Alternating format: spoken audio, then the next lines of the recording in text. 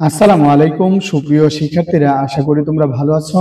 আজকে তোমাদের সাথে আলোচনা করব হিসাব বিজ্ঞান দ্বিতীয় পত্রের অধ্যায় ৭ উৎপাদন ব্যয় হিসাব। এই অধ্যায় থেকে কুমিল্লা বোর্ড 2024 সালে যে সৃজনশীল প্রশ্নটি এসেছিল তার সমাধান নিয়ে লক্ষ্য করো। আমাদের উদ্দীপকের মধ্যে ছিল একটি কারখানায় ৩ জন শ্রমিকের মজুরি সংক্রান্ত তথ্যাবলী নিম্নরূপ। স্বাভাবিক মজুরির কর্মঘণ্টা ৩০ টাকা, অর্থাৎ স্বাভাবিক যে কাজ করে কর্মচারীরা তার জন্য ঘন্টা প্রতি মজুরি দেওয়া হয় ৩০ টাকা করে।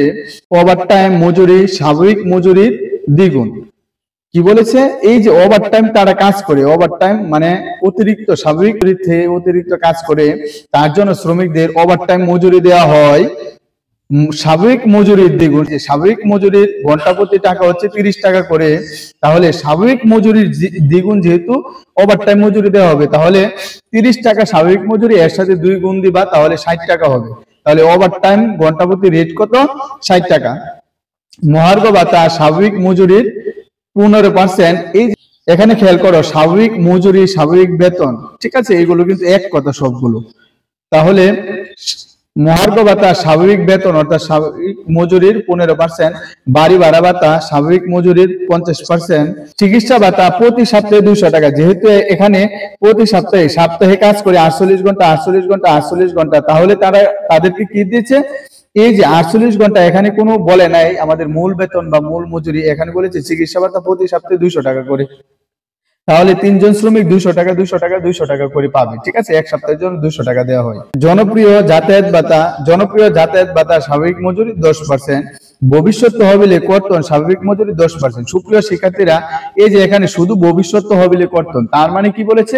এখানে আমি বলেছিলাম আমার পূর্বের ক্লাসগুলোতে, এখানে যদি ভবিষ্যৎ তহবিল সংক্রান্ত কোনো তথ্য থাকে, এখানে যদি নিয়োগকর্তার দান ও কর্মীর দান উল্লেখ থাকে, তাহলে নিয়োগকর্তা যে দানটি করেছে এটা আমাদের উপার্জনের মধ্যে অন্তর্ভুক্ত করতে হবে, এবং কর্তনের মধ্যে নিয়োগকর্তা এবং শ্রমিক দুইজনের টাকাই আমাদের মাইনাস করে দিতে হবে, কর্তনের মধ্যে অন্তর্ভুক্ত করতে হবে, ঠিক আছে। এখানে যেহেতু বলেছে ভবিষ্যৎ তহবিলের কর্তন, এখানে যেহেতু বলা আছে ভবিষ্যৎ তহবিলের কর্তন, তার মানে বোঝা যাচ্ছে এখানে শুধু শ্রমিকরাই অর্থ জমা দিয়েছিল, ঠিক আছে। তার মানে এখানে আমাদের মোট উপার্জনের মধ্যে এটা অন্তর্ভুক্ত হবে না। ২০২৩ সালে ফেব্রুয়ারি মাসের প্রথম সপ্তাহে শ্রমিকগণ নিম্নোক্ত হারে কাজ করেন, অর্থাৎ এক সপ্তাহের আমাদের তথ্যগুলো দেওয়া আছে, এক সপ্তাহের তথ্যগুলো আমাদের দেওয়া আছে। শ্রমিকের নাম, স্বাভাবিক কর্মঘণ্টা, ওভারটাইম ঘন্টা। এ স্বাভাবিক কর্মঘণ্টা কত? তার ৪৮ ঘন্টা, অর্থাৎ প্রতিষ্ঠানে ৪৮ ঘন্টা কাজ করা হয়। এর ওভারটাইম ঘন্টা কত? ১২ ঘন্টা। বি এর ওভারটাইম ঘন্টা কত? ১৪ ঘন্টা। সি এর ওভারটাইম ঘন্টা কত? ১৫ ঘন্টা, ঠিক আছে। এখন রিকোয়ারমেন্ট চেয়েছে ক, শ্রমিকদের ওভারটাইম মজুরি নির্ণয় করো। খ, ফেব্রুয়ারি মাসের প্রথম সপ্তাহে শ্রমিকদের মোট মজুরি নির্ণয় করো। মোট মজুরি বলতে এখানে কি বুঝেছে? মোট উপার্জন অথবা মোট বেতন নির্ণয় করো। এখানে মোট মজুরির মধ্যে কোন কোন আইটেম অন্তর্ভুক্ত হবে? যে আইটেমের মাধ্যমে মূল মজুরি অর্থাৎ মূল বেতন বৃদ্ধি পায়, এই আইটেম এই মোট মজুরি অথবা মোট উপার্জন অথবা মোট বেতনের মধ্যে অন্তর্ভুক্ত হয়। আমি আবারও বলছি, মূল বেতনকে অথবা মূল মজুরিকে যে যে আইটেম আমাদের বৃদ্ধি করে, এই আইটেম সবগুলো এখানে অন্তর্ভুক্ত হবে। গ, ফেব্রুয়ারি মাসে প্রথম সপ্তাহে শ্রমিকদের নিট মজুরি নির্ণয় করো। এই যে নিট মজুরি, নিট বেতন, নিট উপার্জন, এটা বের করার সূত্র কি?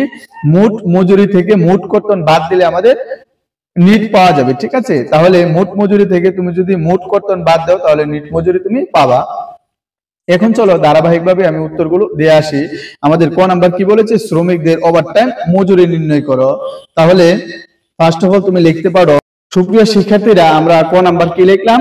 শ্রমিকদের ওভারটাইম মজুরির পরিমাণ নির্ণয় করি। এখন আমাদের শ্রমিক ছিল ৩ জন, এ ছিল, বি ছিল, সি ছিল।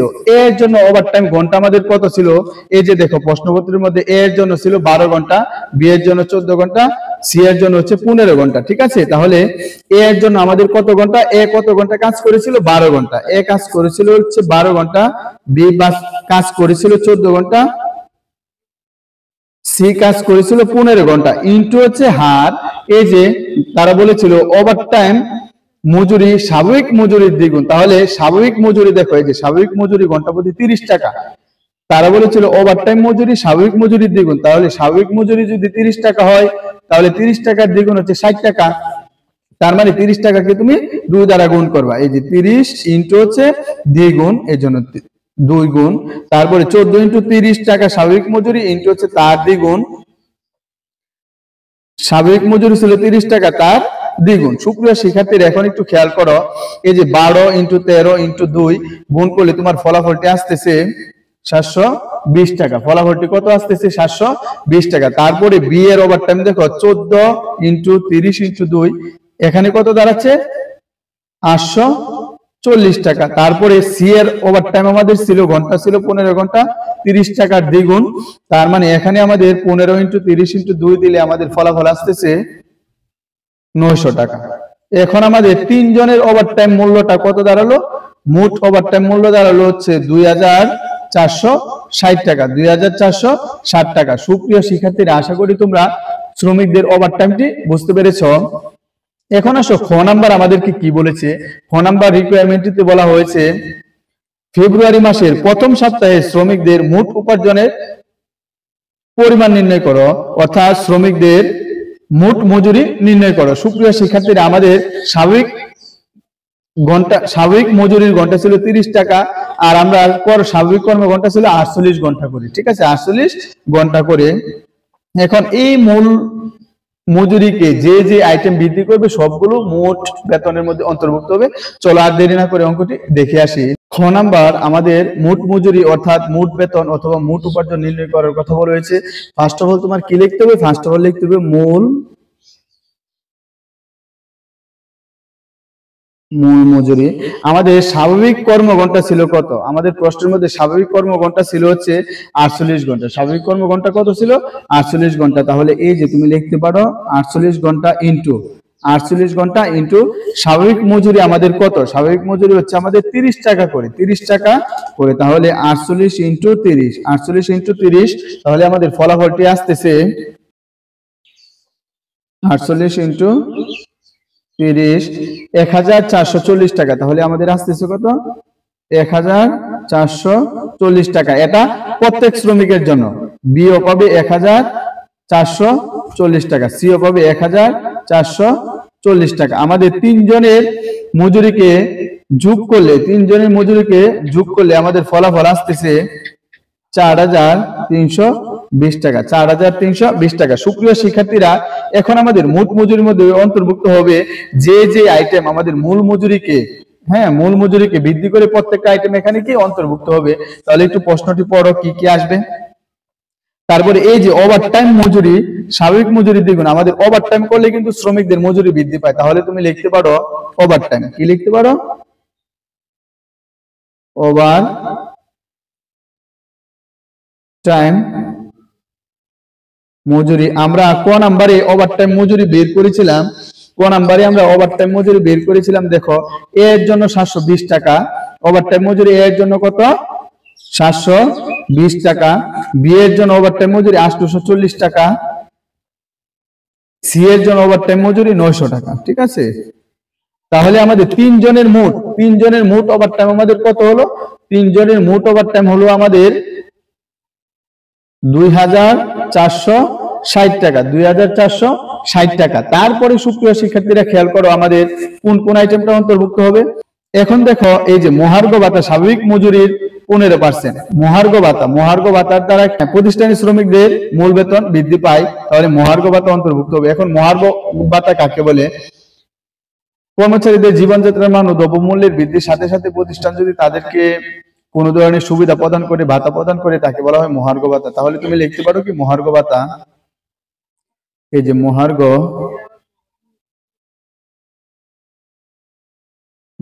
ভাতা কি বলেছে? স্বাভাবিক মজুরি 15%। স্বাভাবিক মজুরি আমাদের কত? এই যে স্বাভাবিক মজুরি আমাদের 1440 টাকা, এর 15%, ঠিক আছে, স্বাভাবিক মজুরির 15%। তাহলে আমাদের কত আসতেছে? 1440 ইন্টু 15%, তাহলে 216 টাকা। 216 টাকা প্রত্যেকে কত করে পাবে? 216 টাকা করে মহার্ঘ ভাতা পাবে। 216 টাকা করে কত পাবে? মহার্ঘ ভাতা পাবে, ইন্টু হচ্ছে 3। তাহলে মোট আসলো হচ্ছে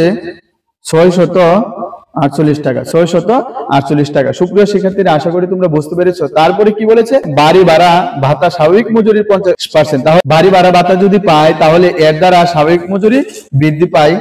তাহলে এখানে লিখতে পারো বাড়ি ভাড়া ভাতা মূল মজুরির কত পার্সেন্ট? 50%। মূল মজুরির কত পার্সেন্ট? 50%। তাহলে তোমার টাকা দাঁড়াচ্ছে স্বাভাবিক মজুরি 50%। তাহলে এই যে 1440 বিভাগ 2 720 টাকা, এই যে 720 টাকা, প্রত্যেকে 720 টাকা করে কি পাবে? বাড়ি ভাড়া ভাতা পাবে। ঠিক আছে, ইনটু হচ্ছে 3, তাহলে মোট হয়ে যাবে 2160 টাকা। তাহলে 2160 টাকা। সুপ্রিয় শিক্ষার্থীরা, পরবর্তীতে আমাদের কি বলা হয়েছে, মহার্ঘ ভাতা, বাড়ি ভাড়া ভাতা গেল, তারপরে হচ্ছে চিকিৎসা ভাতা প্রতি সপ্তাহে 200 টাকা। যেহেতু আমরা এক সপ্তাহের অঙ্ক করতেছি, ঠিক আছে, প্রথম সপ্তাহের অঙ্ক করতেছি, সে বলেছে প্রতি সপ্তাহে 200 টাকা করে দেয় আর কি চিকিৎসা ভাতাটা। ঠিক আছে, তাহলে যেহেতু এটা এক সপ্তাহের অঙ্ক, তাহলে প্রত্যেকের গড়ে 200 টাকা করে বসাতে হবে। তাহলে লিখতে পারো চিকিৎসা ভাতা, অর্থাৎ এই ভাতাগুলোর দ্বারা কর্মচারীর বেতন অথবা মূল মজুরি বৃদ্ধি পায়। চিকিৎসা ভাতা কত করে? 200 টাকা করে প্রত্যেক ঘরে বসবে, কারণ প্রত্যেক কর্মচারীকে সপ্তাহে 200 টাকা করে দেওয়া হয়, তাহলে টোটাল 600 টাকা দেওয়া হয়। ঠিক আছে, টোটাল কত দেওয়া হয়? 600 টাকা দেওয়া হয়। তারপরে খেয়াল করো, তারপরে কি আছে, তারপরে দেখো আমাদের আছে এই যে জনপ্রিয় যাতায়াত ভাতা স্বাভাবিক মজুরি 10%। তাহলে এখানে যাতায়াত ভাতা দিবে, এই যে পরিবহন করে শ্রমিকরা প্রতিষ্ঠানে আসবে তার জন্য কি যাতায়াত ভাতা দিবে। তাহলে লিখতে পারো যাতায়াত ভাতা। এই যাতায়াত ভাতা আমাদের কি মূল বেতনকে বৃদ্ধি করে, মূল বেতনের 10%। ঠিক আছে, মূল বেতনের 10% হলে এই যে 1440 এর 10% মানে 144 প্রত্যেক জায়গায় 144 ইন্টু হচ্ছে 3, তাহলে 432। সুপ্রিয় শিক্ষার্থীরা, আমাদের আর কোনো আইটেম আমাদের মূল মজুরিকে বৃদ্ধি করে না। আর দুইটা আইটেম বাকি আছে, ভবিষ্যৎ তহবিলে কর্তন স্বাভাবিক মজুরি 10%, এটা তো আমাদের কর্তনের মধ্যে অন্তর্ভুক্ত হবে, এর জন্য এখানে আর কোনো কিছু লিখতে হবে না।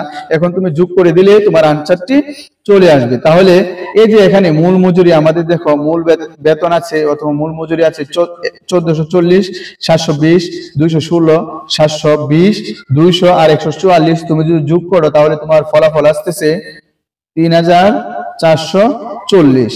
আর যদি তুমি বি এর মূল মজুরি অন্তর্ভুক্ত মূল মজুরি নির্ণয় করো তাহলে আসতেছে 3560। তারপরে তুমি যদি সি এর মোট মজুরি নির্ণয় করো তাহলে মূল মজুরির সাথে আনুষঙ্গিক খরচ, এই আনুষঙ্গিক সুবিধাগুলো যোগ করতে হবে, তাহলে আসতেছে 3620 টাকা। এখন 3440, 3560, 3620 তিনটা যদি যোগ করো তাহলে এখানের ফলাফল আসবে, অথবা এই যে মোটে সবগুলো যোগ করলে এখানের ফলাফল আসবে। তুমি যেভাবেই করো তোমার অঙ্ক সঠিক। তাহলে আমাদের মোট আসতেছে হচ্ছে 10,620 টাকা, 10,620 টাকা। সুপ্রিয় শিক্ষার্থীরা, আশা করি তোমরা বুঝতে পেরেছ। যদি কোথাও কারো বুঝতে অসুবিধা হয় অবশ্যই আমাকে কমেন্ট করে জানাবা। ফেব্রুয়ারি মাসের প্রথম সপ্তাহে শ্রমিকদের নিট মজুরি নির্ণয় করো।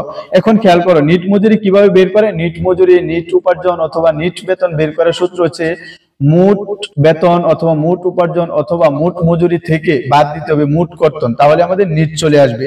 এখানে দেখো আমাদের কর্তনটা বের করতে হবে। ঠিক আছে, এখানে দেখো শুধু যেহেতু একটা আইটেম ভবিষ্যৎ তহবিলে কর্তন স্বাভাবিক মজুরি 10%, তাহলে আমরা লিখতে পারি এই যে খ নাম্বার নিট মজুরি নির্ণয়।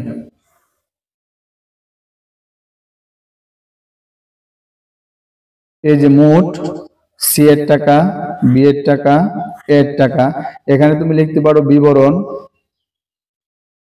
এখানে লিখতে পারো এ, এখানে হচ্ছে বি, এখানে হচ্ছে সি, এখানে হচ্ছে মোট।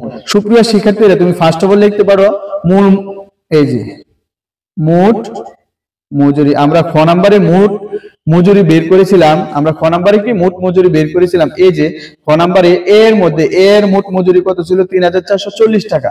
তাহলে আমরা লিখতে পারি 3440 টাকা। আর বি এর, এই যে বি এর মোট, আমরা মোট মজুরি বের করেছিলাম 3560 টাকা।